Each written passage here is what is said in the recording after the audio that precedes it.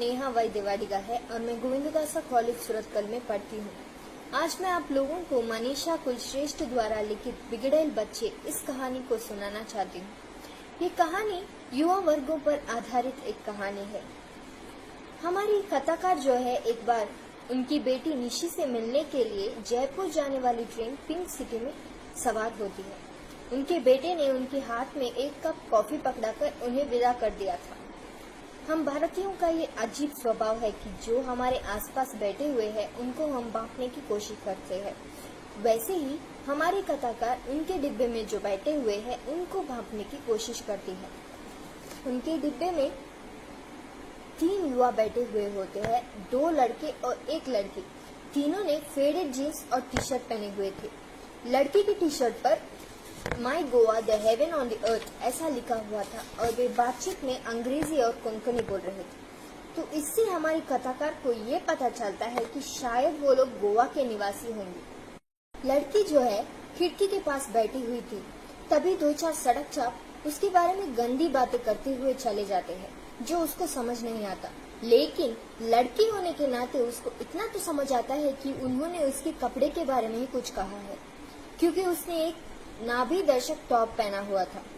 तो बड़े लड़के को उसका ये असमंजस समझ आता है और वो उसको बैग से एक लंबी बाहों वाली शर्ट दे देता है और छोटे लड़के को खिड़की के पास बिठा देता है। छोटे लड़के ने एक वॉकमैन का ईयरफोन लगाया हुआ था और जोर जोर से गाने सुन रहा था। 15 मिनट तक हमारी कथाकार कुछ नहीं बोली, लेकिन उन्हीं के डिब्बे में एक अधेड़ उम्र का व्यक्ति बैठा हुआ था जिनको हमारी कथाकार की परेशानी समझ आती है और वो छोटे लड़के को हियरिंग खराब हो जाने की चेतावनी दे देते हैं। तभी वो छोटा लड़का अपना गाना बंद कर देता है।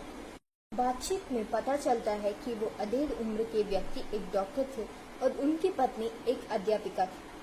तो ऐसे में वो उन 3 युवाओं को देखकर युवा की टिप्पणी देने लगते हैं कि ये हाल है आज की युवा का, दिन ब दिन बदतमीज होते जा रहे हैं, संस्कार बचा ही नहीं है।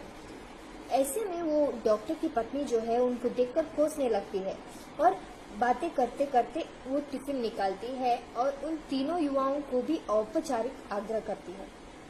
तो वो तीनों लोग बिना संकोच एक एक रोटी निकालकर खाते हैं और खाने की प्रशंसा भी करते हैं।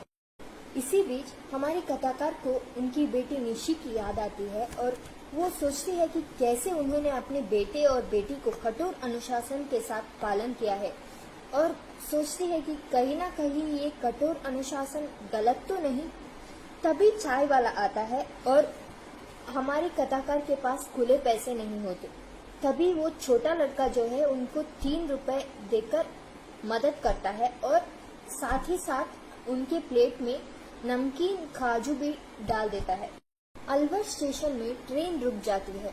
तभी हमारी कथाकार उनकी बेटी के लिए मिल्क केक खरीदने ट्रेन से उतर जाती है। 2 डिब्बे मिल्क केक खरीदकर जब वो वापस ट्रेन के पास आती है तो ट्रेन रेंगने लगती है। तभी वो ट्रेन का हैंडल पकड़कर चढ़ने ही वाली होती है कि वो फिसलकर प्लेटफॉर्म पर गिरकर बेहोश हो जाती है। आंख खुलने पर वो अपने आप को रेलवे स्टेशन के रिटायरिंग रूम में पाती है। एक अजनबी, रेलवे डॉक्टर और 3 युवा वहां पर थे।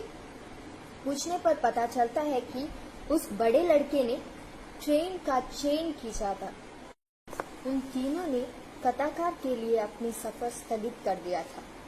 एम्बुलेंस में जब हमारी कथाकार को लिटाया गया तो वो ट्रेन में बैठे हुए उन अधेड़ व्यक्ति और उनकी पत्नी के बारे में पूछती है तो पता चलता है कि वो दोनों ही वहां से खिसक गए।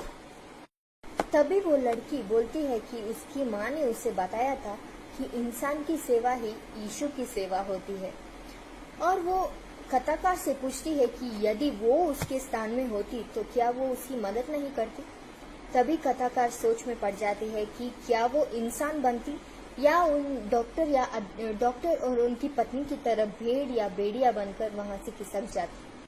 हॉस्पिटल पहुंचते ही मरहम पट्टी कर देते हैं। उन तीनों युवाओं के कपड़े हमारी कथाकार की खून से गंदी हो गई थी तो वो अपने कपड़े बदलकर दोपहर की 3 बजे फिर से अपनी सफर शुरू करते हैं। तो ये थी हमारी कहानी। हमें इस कहानी से पता चलता है कि हमें हमारे विचारों को बदलना चाहिए और इस कहानी में मानवीय मूल्यों पर प्रकाश डाला गया है और हमें ये भी पता चलता है कि भारतीय संस्कृति आज भी जिंदा है। धन्यवाद।